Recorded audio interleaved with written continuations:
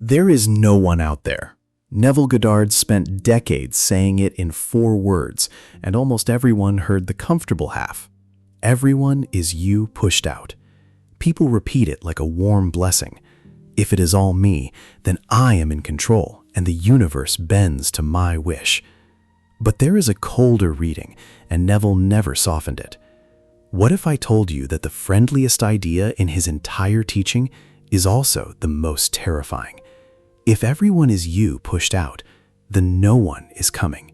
No rescuer, no villain, no witness who can testify on your behalf.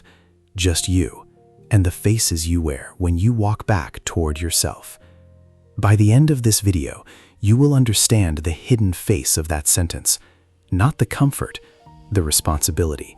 The kind so total it leaves you with no alibi and no one left to accuse. Here's the trap in the pretty version.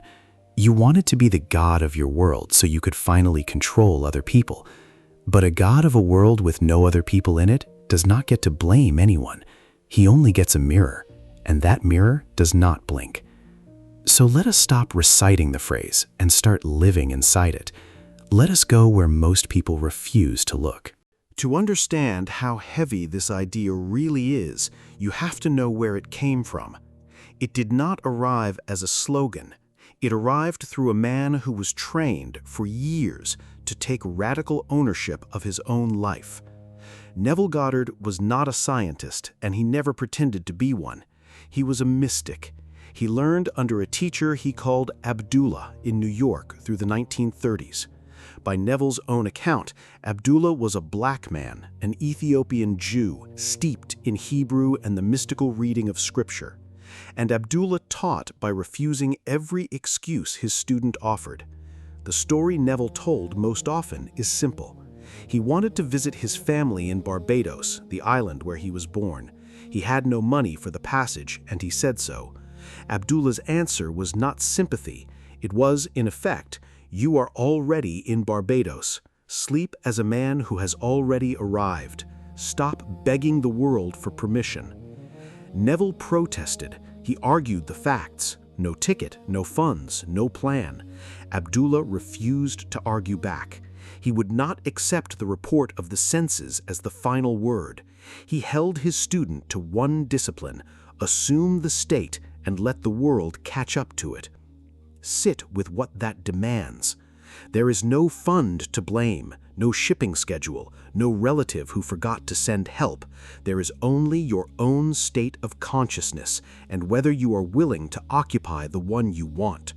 The excuse and the culprit are removed in the same stroke. That is where the brutal version begins. Ownership was the first lesson, long before it became a sentence for a coffee mug. Notice the shape of that training. Abdullah did not give Neville the money. He did not fix the problem in the outer world. He forced Neville back onto himself as the single point of leverage. Do that for years, and you stop looking outward for the cause of anything. You are rebuilt to look in one place only. That is the soil the 4 words grew in, not a slogan, a discipline that removes every exit. Now, watch what happens to your favorite excuses. Think of the person who irritates you most, the boss who overlooks you, the partner who does not listen, the stranger who was rude for no reason. Your entire nervous system insists they did something to you. They are the cause. You are the effect. It feels obvious. It feels like justice waiting to be served. Neville's law takes that story and quietly dismantles it.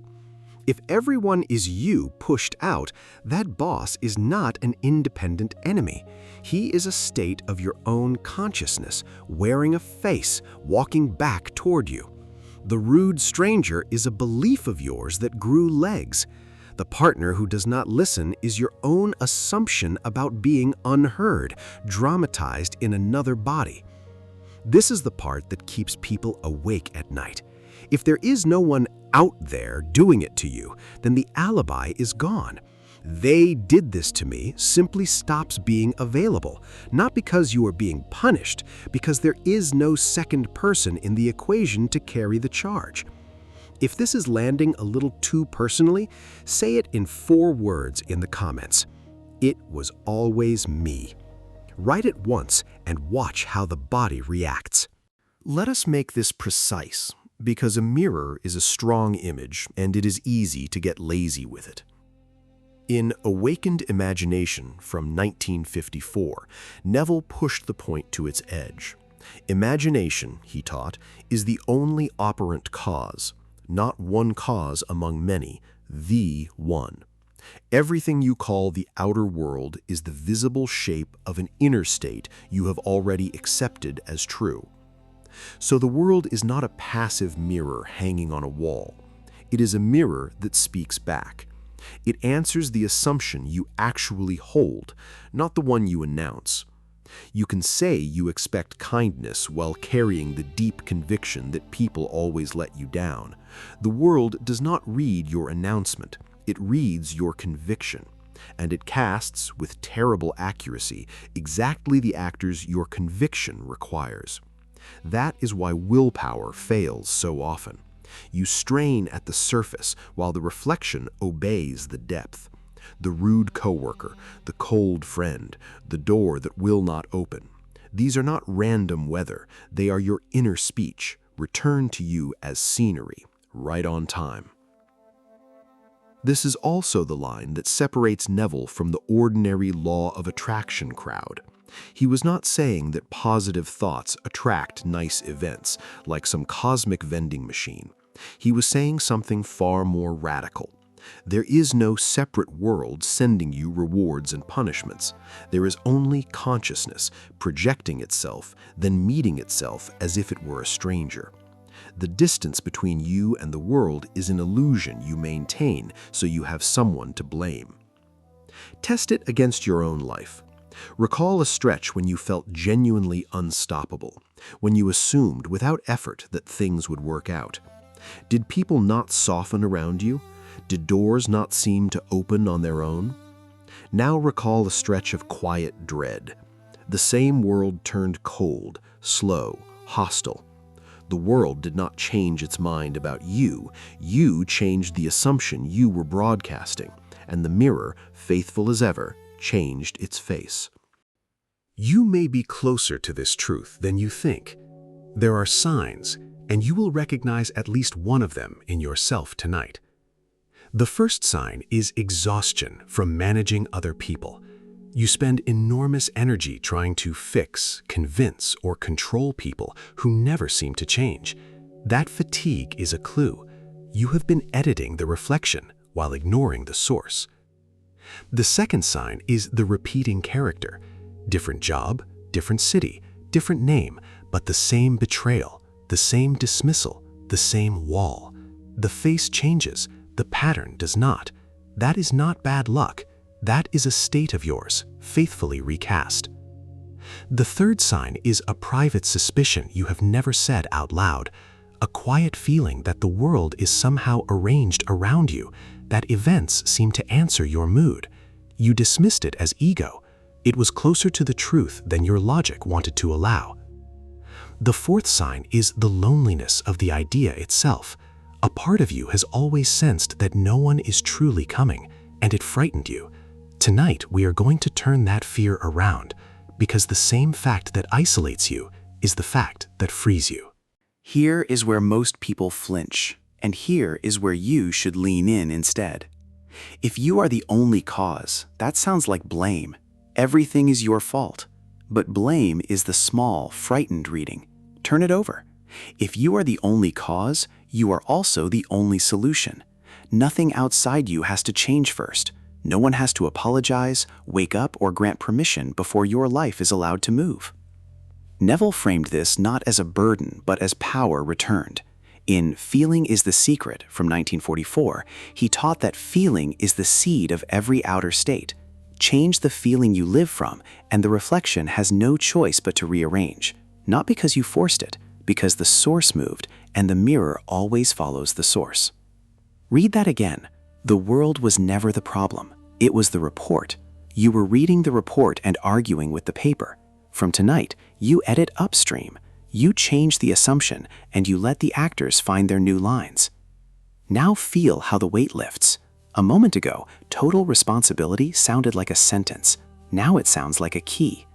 If your happiness depended on other people changing, you would be a prisoner, waiting forever on a jury that never returns. But if you are the only cause, no one holds the key but you. The same fact that removes your excuses removes your prison. That is the trade Neville was offering all along. Give up the comfort of blame and receive the only freedom that was ever real. If this reframing is doing something to you, consider subscribing. There is far more of this work here, and we go deeper every week. Now the warning, because a truth this large casts a shadow. The moment you accept that everyone is you pushed out, a dangerous door opens. If they are all just states of my mind, a small voice whispers, then who cares what they feel? I can use them. I can shove people into whatever role I want and treat them like puppets on my private stage. This is where the teaching turns to poison in the wrong hands. Ownership without love does not make you free, it makes you a tyrant of a world with a population of one. And a tyrant with no subjects is not powerful, he is just profoundly, permanently alone. Neville's answer was not soft and it was not optional. If everyone is you pushed out, then how you hold them is how you hold yourself. Contempt for the reflection is contempt for the source. When you assume the worst about people, you are not describing them, you are impressing a state on your own consciousness, and it will walk back to you wearing 100 faces. Cruelty in imagination is not a private thought, it is an instruction. This is why the teaching demands love, not as a moral decoration, but as self-interest correctly understood. In The Law and the Promise from 1961, Neville filled the pages with ordinary people who transformed their lives, and almost none of them did it by dominating others. They did it by imagining lovingly on behalf of others and reaping the state they had planted. When you lift another person in imagination, you lift the only person there is. When you condemn them, you condemn the well you drink from. So the tyrant's fantasy collapses the moment you understand the geometry. There is no one to dominate because there is no one else. There is only you choosing what to impress on the single field of your own being. Power without love is not a shortcut. It is a man carving insults into his own reflection, wondering why his face keeps bleeding. There is a breaking point on this road, and you should know it is coming so you do not mistake it for failure. At some moment, the old self has to die. The one who kept a ledger of everyone who wronged him. The one who felt safe because at least it was someone else's fault. That identity has fed on blame your whole life, and it will not go quietly. The old mystics called this the dark passage, the dissolving, the night before the light. It feels like grief, because it is grief. You are burying a version of yourself that was, in its own way, comfortable. Being a victim has a strange warmth to it. It asks nothing of you but complaint. When you finally accept that the ledger was always written in your own hand, something collapses. And in the space it leaves, something quieter stands up. Not the innocent who blames, the one who is willing to answer. This death is not a punishment.